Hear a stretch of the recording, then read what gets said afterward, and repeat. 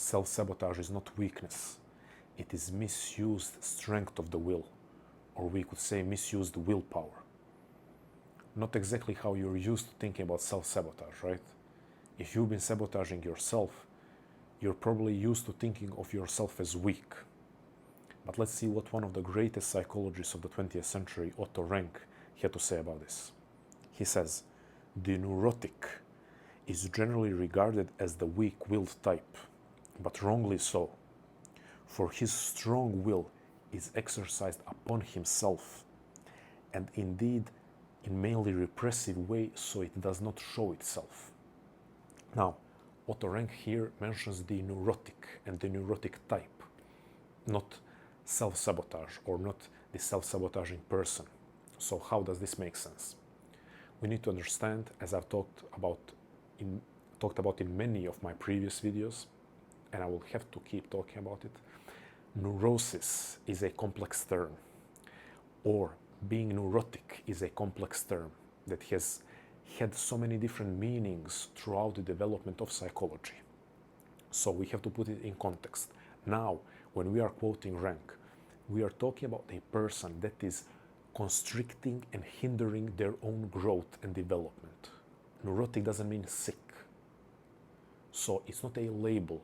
If I'm saying, hey, you listening to this applies to you, it doesn't mean I'm calling you neurotic. It doesn't mean there is a label being put on you as you having something wrong about yourself. On the contrary, psychologists like Otto Rank, later those who were immensely inspired by him, Carl Rogers, humanistic psychologist, Abraham Maslow, humanistic psychologist, Rollo May, existential psychologist, all of those people will say precisely the opposite of the overall message maybe that you're receiving today, and that something is wrong with you if you are struggling with yourself. All of these psychologists, with Otto Rank being one of the main influences for this line of thinking, say that no, it doesn't mean that something is wrong with you, that you are sick if you're having a conflict with yourself. It doesn't mean that you have to be fixed or healed or treated. They advocated for the facilitating of your growth, facilitating of development, of individuation. That's why talking about the neurotic type is relevant to the topic of self-sabotage, or the topic of overall having internal conflicts that are preventing you from fully expressing yourself, fully expressing your potential, and going further on your journey of personal growth and development. Now, how and why is the neurotic type actually strong-willed, but that strong will is turned against himself or herself? Otto Rank presents us with three types: adapted type, neurotic type, and artistic type. Adapted type is the person who has pretty much given up their individuality. Today there is a term for that, the new generation term, NPC. I'm not trying to put on the same level the thinking of one of the greatest minds of 20th century and new generation disrespecting people who are quote-unquote normal, average, but to try to bring the idea closer. Adapted type is in some way the NPC, meaning it's a person who has stopped or never started striving for individuality. Doesn't mean greatness, but individuality in terms of authentic, unique existence being expressed in any way. It doesn't have to be expressed in a way that puts one in history books.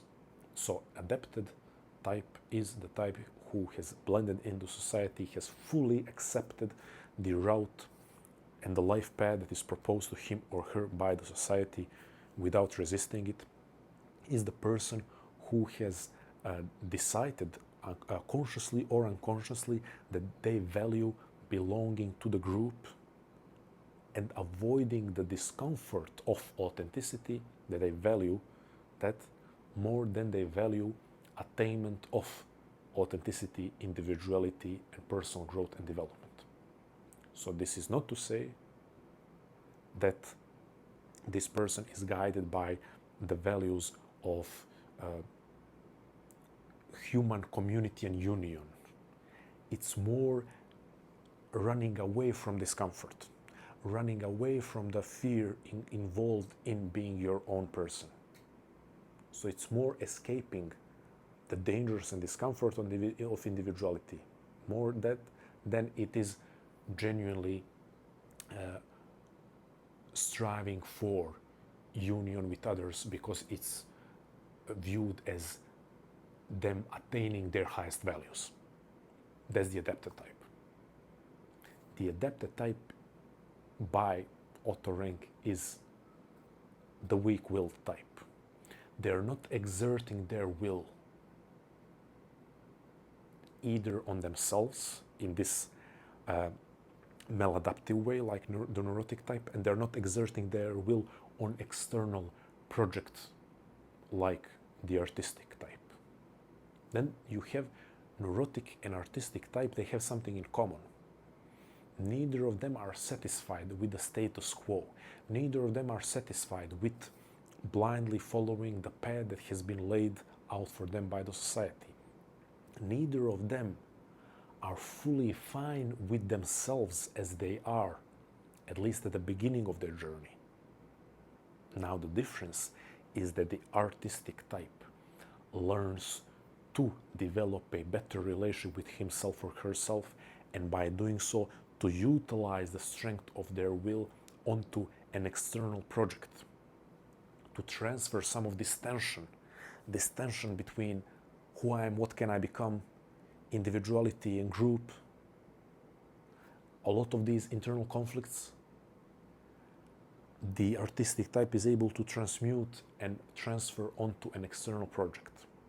But the starting point is the same for the neurotic and artistic type. They are in conflict with themselves precisely because they are not able to just give up their individuality and authenticity like the adapted type. They're not able to just say, okay, I'm putting aside and forgetting about all the potential that I have as an individual.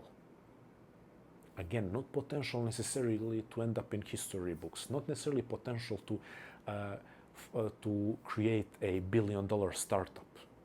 Potential to be who you are, whatever that ends up being.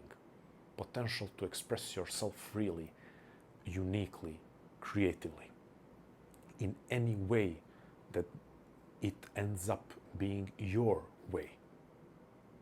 I'm emphasizing this because I don't want someone listening to this to use the excuse, oh, I'm not exceptionally talented individual, this doesn't apply to me, I guess I'm the adapted type. No. All of us have some essence in us, some potential. And let's stop thinking that only potential is, the only real potential is when you have the potential to win an Oscar or sell out a stadium as a rock star. Okay. To go back to these types. So the neurotic and artistic type have the same starting point. And guess what? Good news. The neurotic type isn't condemned to be the neurotic type. It's not like we are born adapted or neurotic or artistic type and we are condemned to be that for the rest of our lives. No. But the neurotic and artistic have this same starting point in terms of this conflict within ourselves or conflict with ourselves. And there is this struggle to reshape ourselves. Again, because there is potential, because there is some level of dissatisfaction with who we are or what we are currently. Why would there be satisfaction? Because of the awareness of, on some level, of the possibility of being more. Why also dissatisfaction? Because of the awareness that if we don't engage in this reshaping and remodeling and rebuilding of ourselves, what is going to happen? The society is going to reshape and remodel us according to a template. Again, I think great news. internal conflict is okay, right? How relieving to hear. But then we come to this point. Self-sabotage, I included the word self-sabotage that Otto Rank didn't use, but we are now seeing it's very appropriate. The neurotic type stays stuck at this stage of the will being directed only at himself or herself. What does that mean? Well, constant checking of one's thoughts, actions, impulses, constant restraining. Nothing that you ever do is good enough. Perfectionism, imposter syndrome, analysis paralysis. That's the neurotic type. The strong will is used to stifle forward movement because the conflict remains, the internal conflict remains the primary focus, and it hasn't been translated out into the open field of life. While the artist has been, or the artistic type, has been more cunning, more clever, and has taken some of this internal strife and put it outside onto a canvas, onto a sheet of music, onto a piece of clay, onto a piece of wood, onto a paper with a pen, or onto a grander project. So the energy, the immense energy and strength has been transmuted by facing it, focusing it outward. The Neurotic type has not yet done that. We can help the Neurotic type to do that by talking about what? Self-sabotage. By phrasing, explaining what is going on. By saying, hey, you are at the same time both extremely harsh on yourself and you are idealizing yourself.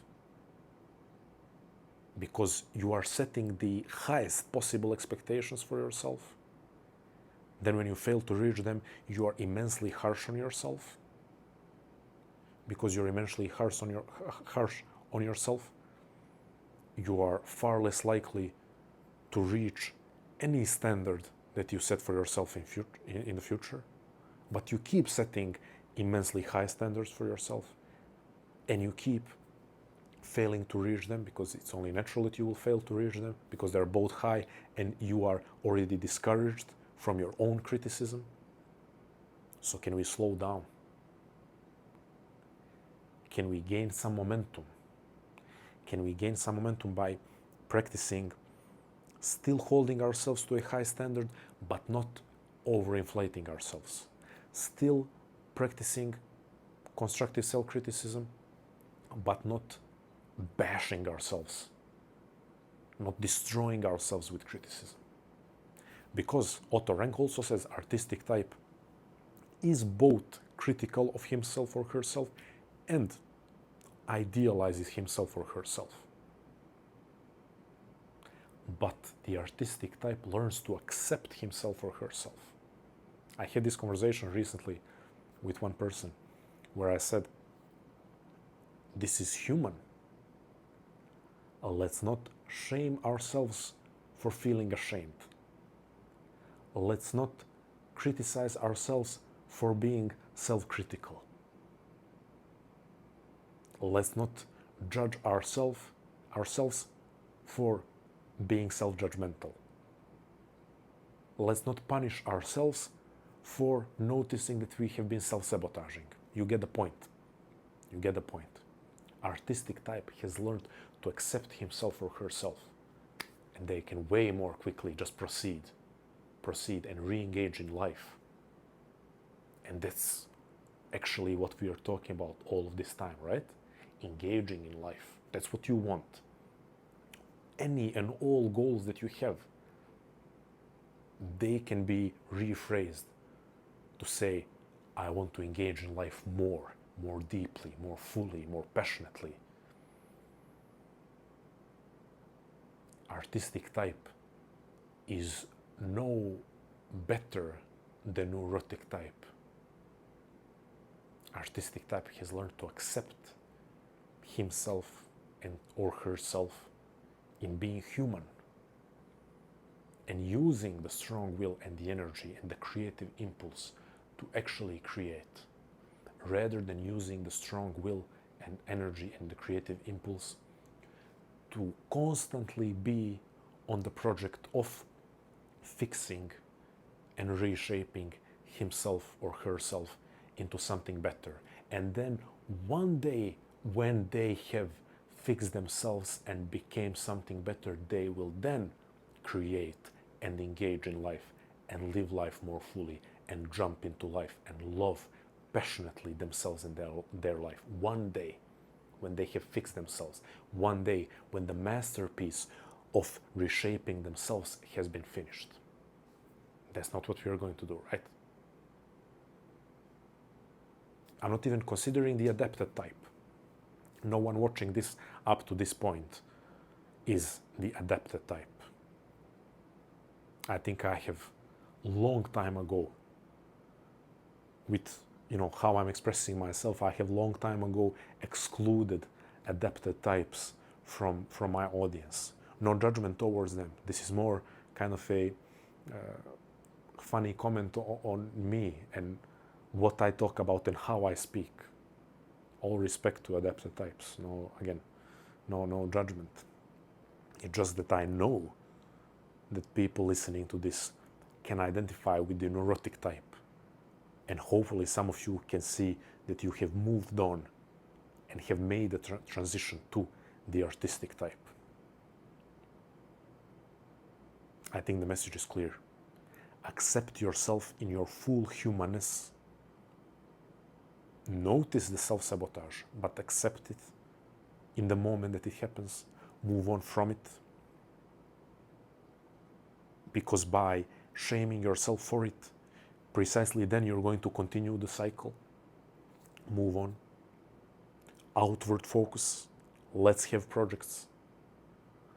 Let's start thinking of ourselves as worthy of having projects right now, as we are right now, not waiting for distant day in the future when we have fixed ourselves and are ready to write, are ready to draw, are ready to sing, are ready to dance. Let's not wait.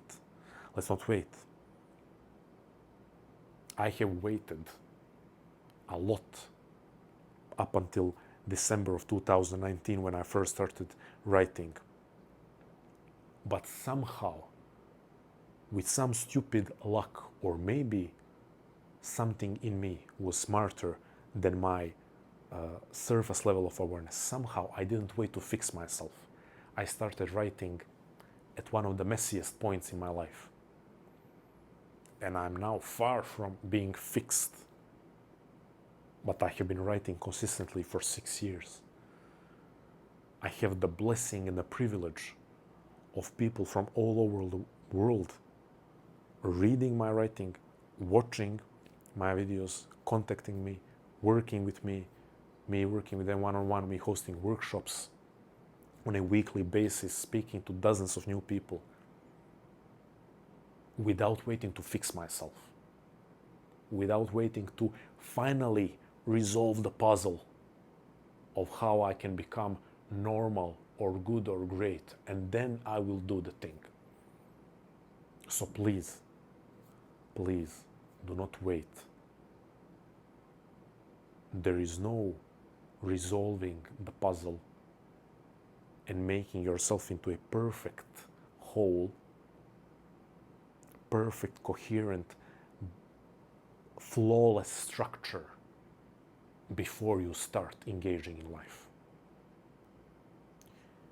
Remember that your self-sabotage is misused strong will and creative impulse and energy that can be used to engage in life more fully right now. Thank you.